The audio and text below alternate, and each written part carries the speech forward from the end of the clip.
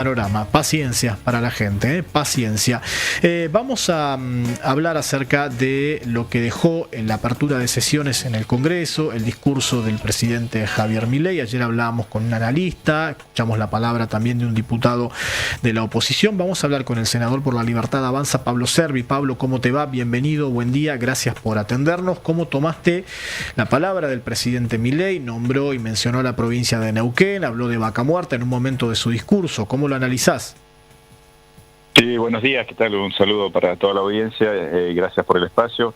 La verdad que un discurso donde se nota un presidente que ya está con una visión de estadista, pensando en los próximos 50 años de la Argentina, pero sin olvidarnos de dónde venimos.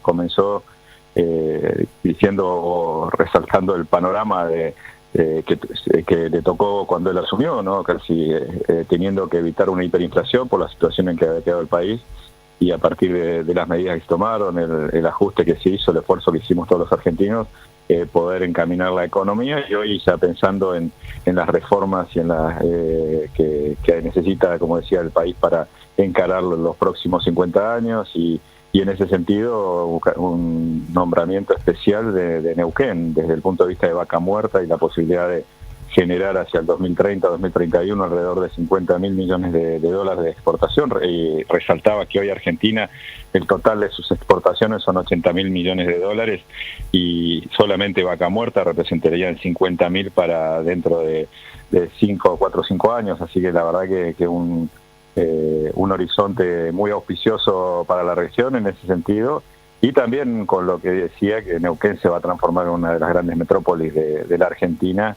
y eso también nos plantea grandes desafíos porque estamos hablando de muy pocos años por delante. Pablo, ¿era un discurso como el que ustedes esperaban? Fue por momentos bastante caluroso, ¿no? Con palabras que venían de la oposición, la respuesta del presidente. ¿Cómo se vivió el clima allí?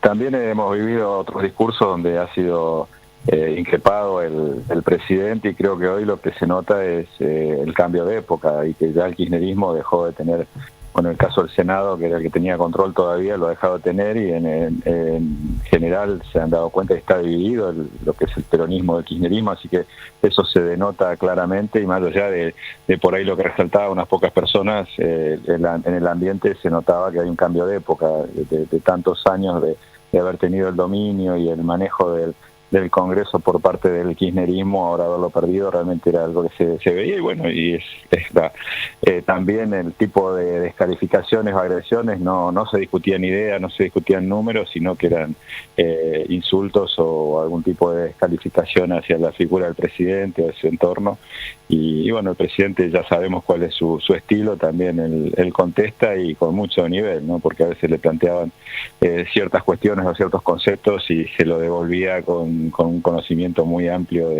no solamente de economía, sino de política en general, y de lo que hace a los movimientos en lo que ha sido la historia, ¿no? Así que la verdad que tenemos un presidente muy instruido que habla, como decía, no solamente de economía, y que está mirando los próximos 50 años del país. ¿Qué se espera para el Senado en este año 2026, después de las primeras votaciones, después de los primeros debates de este año?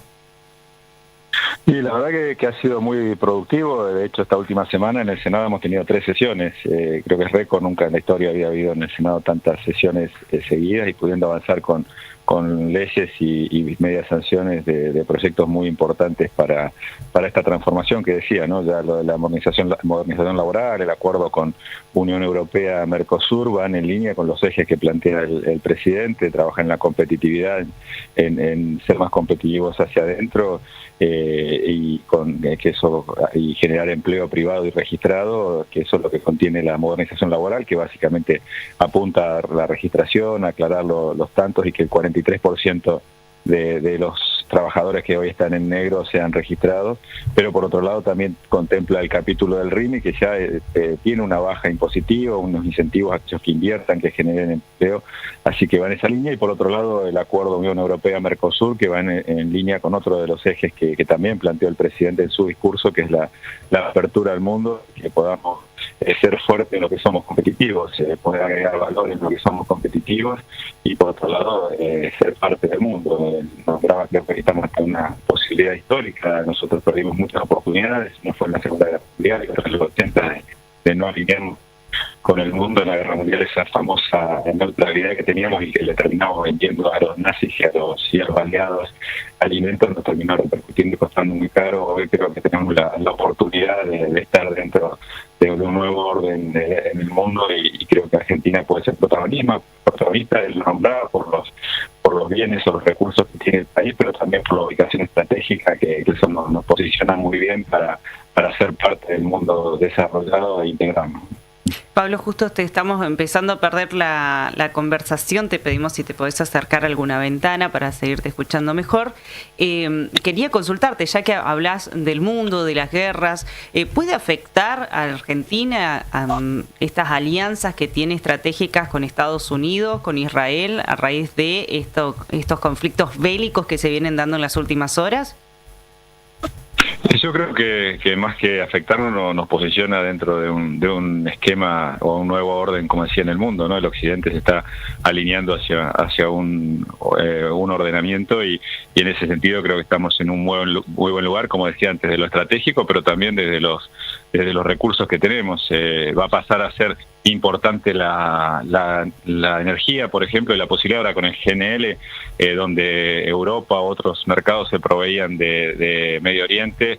Con esta guerra o con este conflicto que está habiendo, está claro que se necesita proveedores confiables y ahí es donde Argentina tiene una gran oportunidad, así como en otras áreas. Entiendo que estamos, como decía antes, una oportunidad que se ha dado pocas veces en la historia. En los años de 1930 tuvimos una oportunidad que el mundo nos necesitaba y fue en la época donde se desarrollaron las redes de ferrocarriles en Argentina. Pudimos crecer fuerte en el agregado de valor, con los frigoríficos en nuestro país, y creo que hoy estamos ante una situación similar, con la posibilidad de, como decía, integrarnos al mundo, y en este mundo que dejó de ser globalizado y va a buscar naciones amigables para comercializar o que le aseguren la provisión de los elementos críticos. Argentina va a tener un rol muy importante. Pablo, ¿por qué el voto a favor de la reforma de la ley de glaciares? Básicamente, bueno, lo veníamos trabajando en comisión, yo integro la Comisión de Minería y Energía, que es una de las que venía trabajando en el tema, pero creo que básicamente porque ratifica el artículo 124 de la Constitución Nacional, que habla que el dominio originario de los recursos naturales es de las provincias, y es lo que venimos defendiendo y tenemos que defender como neuquinos, porque en el caso de tanto los hidrocarburos, como nos tocó hace poco también con el agua, con las licitaciones de las represas, se sostuvo esa postura y entiendo que esto es delegarle o darle a las provincias la potestad de determinar sobre sus recursos, más allá de que están cubiertas todas dadas las garantías. No es que se va a volver para atrás o cambiar la legislación actual, sino que permite en algunos casos contemplar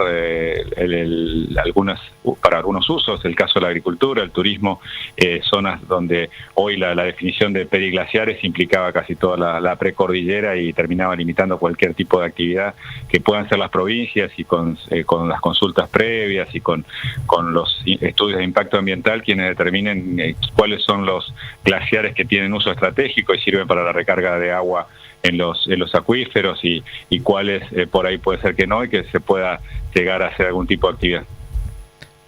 Pablo, muchísimas gracias, te mandamos un abrazo. Bueno, muchas gracias a ustedes por el espacio y un saludo a toda la audiencia. Gracias. Hasta luego. Pablo Servi, senador por la Libertad Avanza. Bueno, tocamos varios temas, opinión sobre el discurso de Milei, sí.